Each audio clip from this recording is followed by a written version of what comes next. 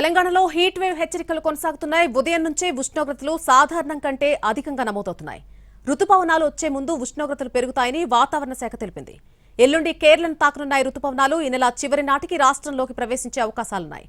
ఎండల తీవ్రత, రుతుపవనాల రాకపై మరింత సమాచారం మా ప్రతినిధి స్వాతి అందిస్తారు. రాష్ట్ర వ్యాప్తంగా ఎండలు విజృంభిస్తున్నాయి. పగలు రాత్రి అని తేడా లేకుండా ప్రజలను ఉక్కిరిబిక్కిరి చేస్తున్నాయి. అయితే నిన్న శనివారం చూసుకుంటే రాష్ట్ర వ్యాప్తంగా రికార్డు స్థాయిలో ఉష్ణోగ్రతలు నమోదయ్యాయి.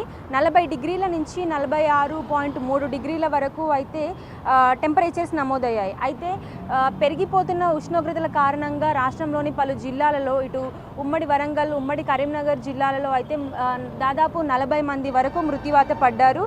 అయితే మనకు రాష్ట్ర వ్యాప్తంగా వడగాలుల తీవ్రత అనేది కొంత మేరకు తగ్గినప్పటికీ ఇటు విపరీతమైన ఉక్కపోతతో వేడితో అయితే ప్రజలు ఉక్కిరిబిక్కిరి అవుతున్నారు. ఉదయం 8 తర్వాత నుంచే మనకు వేడి ఉష్ణోగ్రత తీవ్రత అయితే పెరిగిపోతుంది. సాయంత్రం 5-6 అయినప్పటికీ ఎండ తగ్గిపోతున్నా కానీ భరించలేని ఉక్కపోతతో ప్రజలు అయితే ఉక్కిరిబిక్కిరి అవుతున్నారు.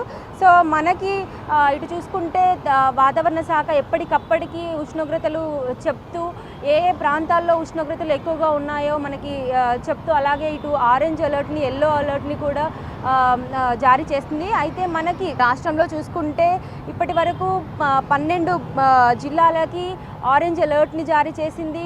సో మనకి ఈరోజు ఆదివారం చూసుకుంటే ఇటు కుమరం భీం, ఆసిఫాబాద్, మంచిర్యాల, కరీంనగర్, పెద్దపల్లి, జయశంకర్ భూపాల్పల్లి, ములుగు, ఖమ్మం, నల్గొండ, సూర్యాపేట, మహబూబాద్, వరంగల్, హన్మకొండ జిల్లాలకు అయితే ఆరెంజ్ అలర్ట్ జారీ చేసింది వాతావరణ శాఖ. సో మనకి నార్మల్గా నైరుతి ఋతుపవనాలు వచ్చే సమయంలో కూడా ఇటు టెంపరేచర్స్ అయితే ఎక్కువగా ఉంటాయి. ఇటు చూసుకుంటే మనకు రేపు రోహిణి కార్తె కూడా ఉంది. సో రోహిణి కార్తె సమయంలో సూర్యుడు భూమికి అతి దగ్గరగా వస్తాడు. సో దాని వలన కూడా వేడి అనేది ఎక్కువ ఉంటుంది. జూన్ 1 నుంచి కూడా మనకు తెలంగాణలో వర్షాలు వచ్చే అవకాశం ఉంది. సో అప్పటి వరకు మనకు తెలంగాణలో చూసుకుంటే ఇంకా ఈ వేడి తీవ్రత అనేది ఇలాగే కొనసాగే అవకాశం ఉంది. సో మనకు జూన్ 1 నుంచి చూసుకుంటే మనకి తెలంగాణకి వర్షాలు అనేవి ఎంటర్ అవుతాయి. సో అప్పటి నుంచి కొంత టెంపరేచర్స్ తగ్గే అవకాశం ఉంది. దాంతోపాటు ఇటు ఉక్కపోత కావచ్చు, వేడిగాళ్ళు కూడా తగ్గే అవకాశం ఉన్నట్లుగా వాతావరణ శాఖ అయితే జారీ చేసింది.